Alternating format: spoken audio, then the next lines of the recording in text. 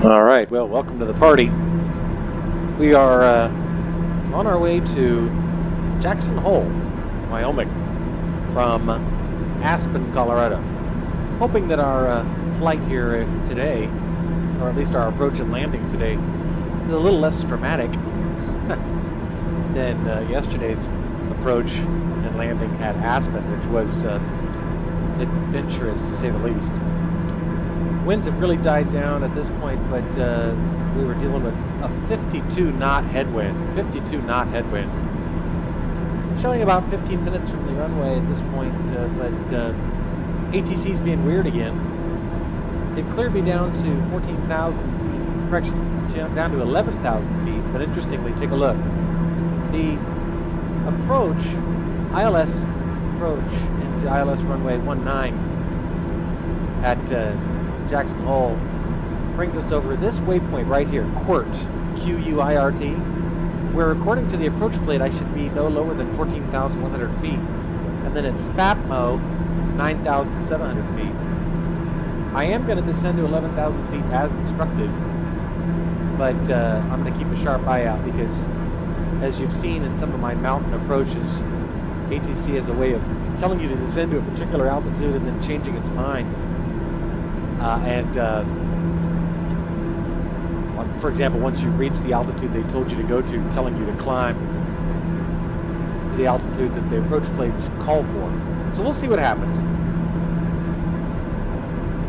From a topographical standpoint, this approach, you can see we're going to head south through this valley. So hopefully it's not nearly as perilous as yesterday's. While we're continuing our descent, let's go over to the NavCom and insert the NAV1 radio frequency for ILS runway 19, which is 109.1. Activate that, and then at NAV2, the radio frequency for the VOR DME for Jackson Hole, which is 115.4. Activate that as well. Back to our MFD screen. Then we'll go over here. PFD settings. Bearing 1, NAV1. No data, but you'd expect. We're still 44 plus miles or so from the airport. And bearing 2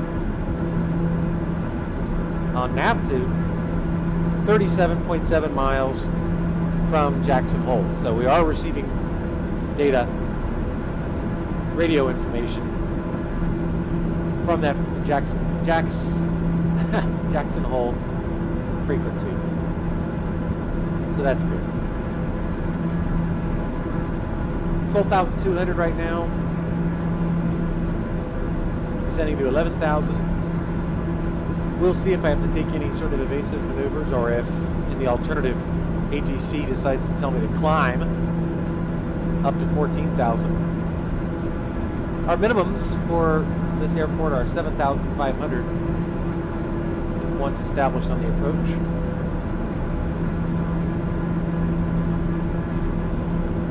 We're flying right along the tops of these here. You can see right out the window. Air 3 Whiskey Bravo, contact Salt Lake Center on 133.25. Going to 133.25, Docker 3 Whiskey Bravo. See, I decided to stop delegating. Salt Lake Center, Docker November. Actually, I decided to resume delegating ATC to the AI for now. Docker November 343 Whiskey Bravo, Salt Lake Center. Continue to Delta November Whiskey as planned. Altimeter 29 or decimal 9 or 7. Essentially, it's sending us to Delta November Whiskey. If you see here, that's here, but the flight plan that I inserted when I set this flight up did not include Delta November Whiskey, so it's a little bit of an oddity. Anyway, the airport's at about our 10 o'clock.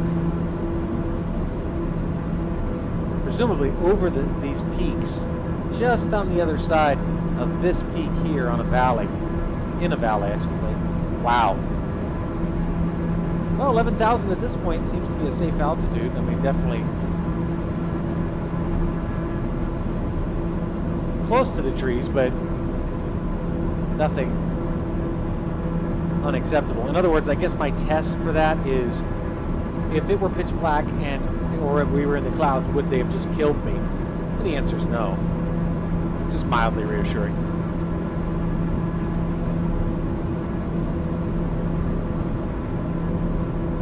Probably going to see the airport here off the left side of the airplane. Just a second. The blue line, this blue arrow right here, is a graphical representation of the bearing to, nav to information concerning the Jackson Hole VOR DME, which is now 25.8 miles away. It's about 6.5 minutes now from making our final approach, which is going to consist of a pretty strong left turn. Turn off our anti-icing stuff at this point. Outside air temperature is 21 degrees, so no longer a concern. So even though I'm lower than I need to be according to the approach plate, I'm not freaking out because I wouldn't have died. The Aspen approach yesterday was really, you know, rattles one's nerves because, again, you think, what would have happened if I didn't have visual meteorological conditions? I mean, yikes. I would have died, I guess. But at this point, we would still be alive, even if it was cloudy out. I pre-programmed the heading bug to 187, which is the approach course for the runway on which we're landing, runway 19. Been doing sort of a fancy pants tour of the Rocky Mountains. That's what these last couple flights, this flight, have included. Sedona, not technically the Rocky Mountains, I don't think, but sort of the foothills of them. Not foothills, it's at 6,000 feet if I recall. No, it's at 4,800 feet, if I'm not mistaken. Anyway, we flew from John Wayne, Orange County, my home airport, not far from where I live, to Sedona, Sedona to Aspen, Aspen to Jackson Hole, where we're getting ready to come in for a landing. So this is the northern reaches, in the States anyway, of the luxury mountain resorts. I am sort of a glutton for punishment, though, flying these mountain approaches and so forth. Definitely more involved, require more attention. But that's a good thing, right? I think the airport's got to be right over here somewhere in this valley.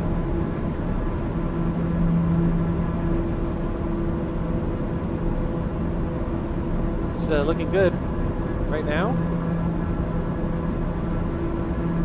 I was really surprised with the headwinds. They were pretty significant.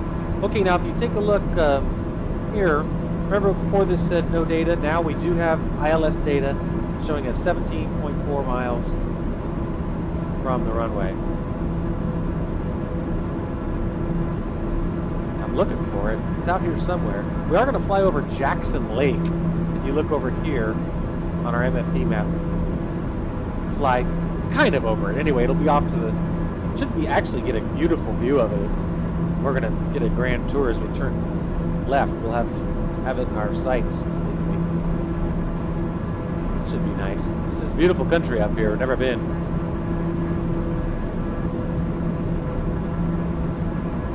Again, keeping a sharp eye on those mountains. And actually, I think that it's going to be in this valley. Now I'm looking at it a little more closely. Just see that little lake right there? That little lake is out here. Just saw it a moment ago.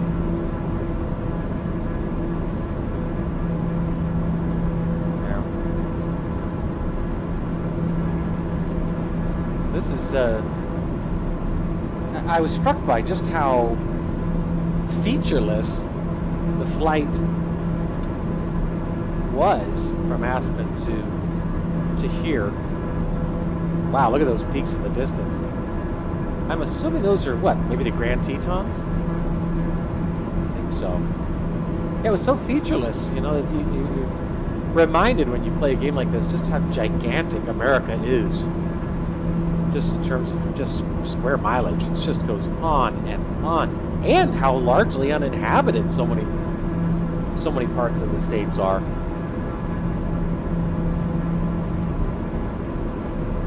Keeping my approach a little more high speed this time. We'll slow down when we need to, but I actually need to get going for an appointment here. And I'm gotta pick my kid up from school, so I need to get my ass on the ground. See this blue line, the blue arrow again, showing the airport at our 9 o'clock.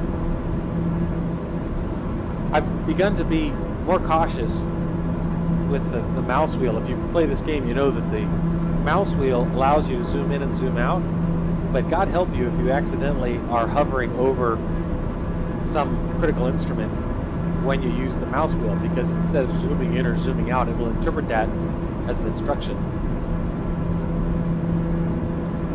for whatever instrument you're hovering over. Outside air temperature is 20 degrees, don't need our heater anymore. There's Jackson Lake out there. So I presume we'll go like this, turn left, make a U-turn, fly back in this direction. Amazing. Just 46 seconds until we begin our left turn.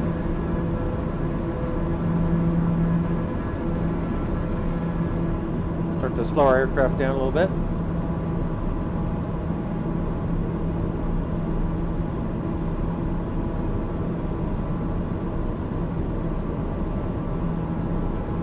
Okay, we're going to start our left turn. As I mentioned, turning left over Jackson Lake.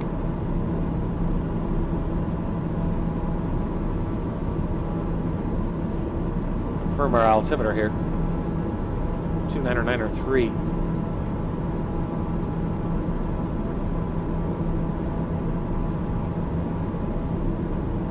Sharp left turn. There it is. Still holding at 11,000.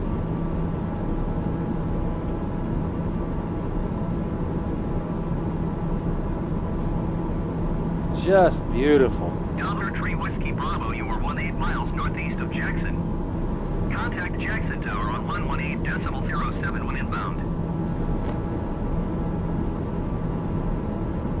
Turn Tower on on the inertial separator. 07 Dollar Tree Whiskey Bravo. Anticipation of landing. Jackson Tower, Denver, November 3 Wow. Whiskey Bravo, 18 miles northeast inbound ILS Yankee runway 19 or approach. Dollar November 343 Whiskey Bravo, Jackson Tower. Cleared ILS Yankee runway 19 or approach. Altimeter 29.9 or true and 171 at 5. 171 at 5, I believe he said. Cleared ILS Yankee runway 19 or approach Tower Tree Whiskey Bravo. I can't believe how pretty it is.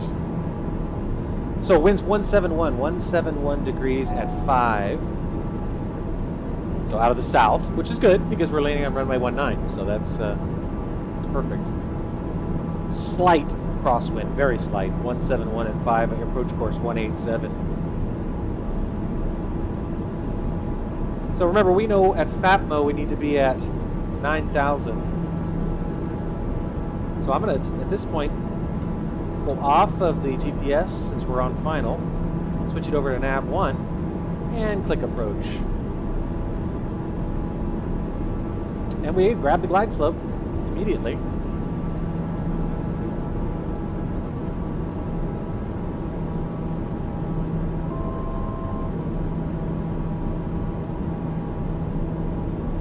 The missed approach information is climb 14,000 on the Jackson Hole VOR DME 192 radial. So we'll pre-program in our new altitude at 14,000 in the event we need to do a missed approach.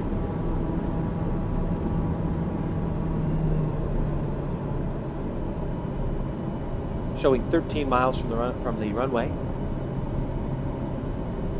34 seconds from FAPMO. Remember, FAPMO, F-A-P-M-O, we need to be at 9,700 feet, and we are at 10,100 feet, which means we're right on schedule. Also, this green diamond tells us that we're on the glide slope perfectly. And this green line in between this pointed top and portion at the bottom is perfectly aligned. That's called the CDI, course deviation indicator, also indicating we're where we need to be. Right on the money, in point of fact. Showing 3 minutes 24 seconds. And a slight wind coming right at us. Showing on the aircraft monitoring equipment at 3 knots.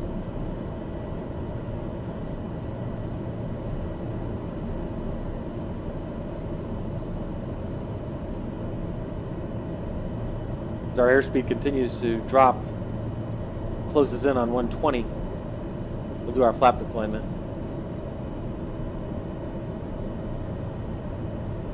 Beautiful out there. Just looks like it's apparently a perfect day in Jackson Hole today. Mid-70s, 76 or 77 degrees. I mean, I'd like to go there one of these days. I'm not much of a skier, but I think it'd be probably stunning to see it in terms of, I mean, look at this. Stunning in terms of hiking. I do love to run on mountain trails and hike. And that's got to be something else going up into those kinds of mountains.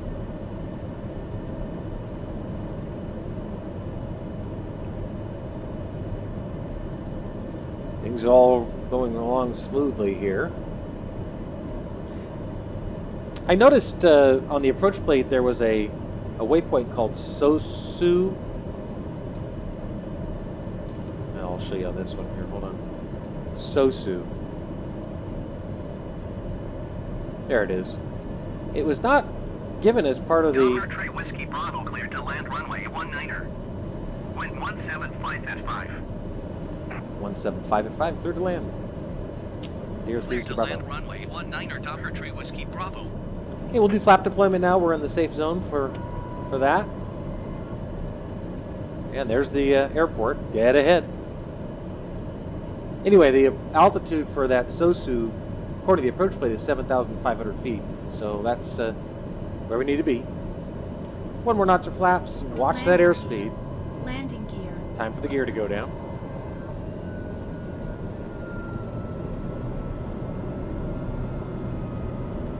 The airplane automatically gives that landing gear alarm if you 3 mile final runway 19. If you are at full flaps, since presumably the only time you would be at full flaps would be on final. Pop up in the seat a little bit.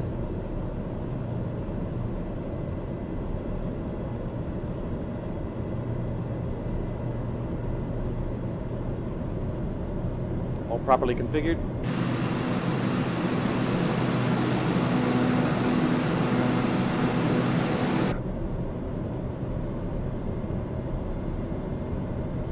Some high clouds. I didn't really have any clouds on the way up, but they apparently must be coming in from the west or the north, because there were none along my flight.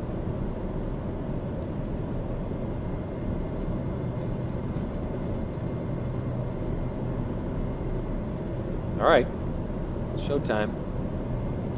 Slightly below our ideal approach speed, 500 AGL.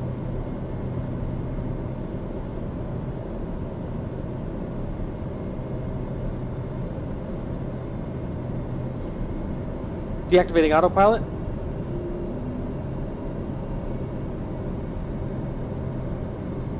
Looking for poppies or vazis, don't see any, but I do still have the glide slope indicator on the PFD, which I can use.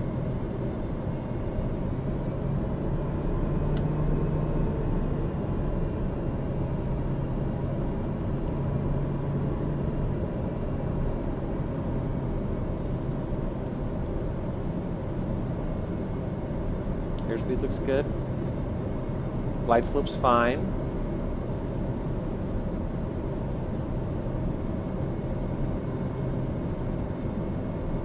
Glide slope's still good. Airspeed's still good.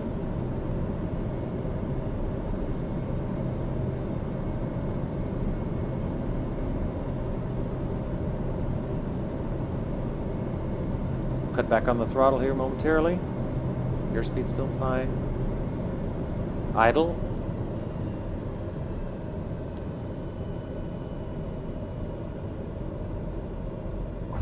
Nice. Whew, nailed that one. These mountain runways are typically very long, so not really a need for the reverse thrusters. Take this turn here. Delaware Tree Whiskey Bravo exit runway when able. Use those toe brakes. Delaware Tree Whiskey Bravo contact ground on ONE 24.55. All right. Contact ground. 124.55 Doppler Taxi to Whiskey parking. Bravo. Sort of Ground Doppler anticipated November that we'd be 34 going to the Whiskey right. Bravo request taxi to parking. Air November 343 Whiskey Bravo taxi Oh. to general aviation parking using taxiway Alpha. See, they I think thought that we were going to be at the very end. General aviation parking via taxiway Alpha. Let's see what they say. Whiskey Bravo. Oh, good. Okay. Well, I thought I was going to go to the right and park over here, but as it turns out, we're going to go this way. Oh, and there's our parking spot. Let's go. Get back in the airplane here. Well, let's clean up the flaps while we're thinking about it. And kill the landing lights. This mouse wheel is too sensitive sometimes. Pulse light off.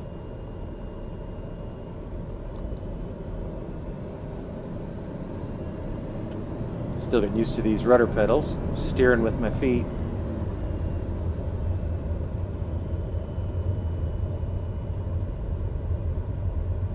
Well, that was a nice successful approach. Definitely less dramatic than yesterday's, but beautiful.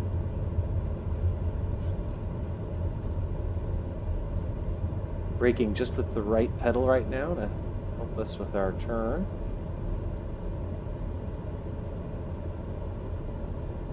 Try to do this without stopping too soon.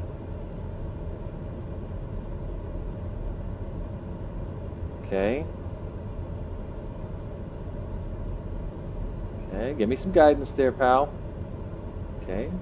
Gotcha. Gotcha.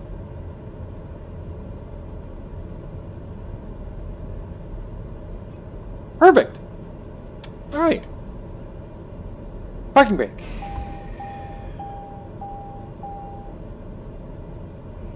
Throttle, low idle, cut off. AP trim. Fuel selection manual. Ox boost pump off. Lights off.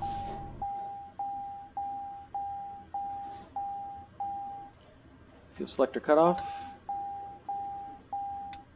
Depressurize. Inertial separator off. And I think that is it. Kind of rushed a little bit because I got to go. But anyway, nice flight. Good flight. Smooth.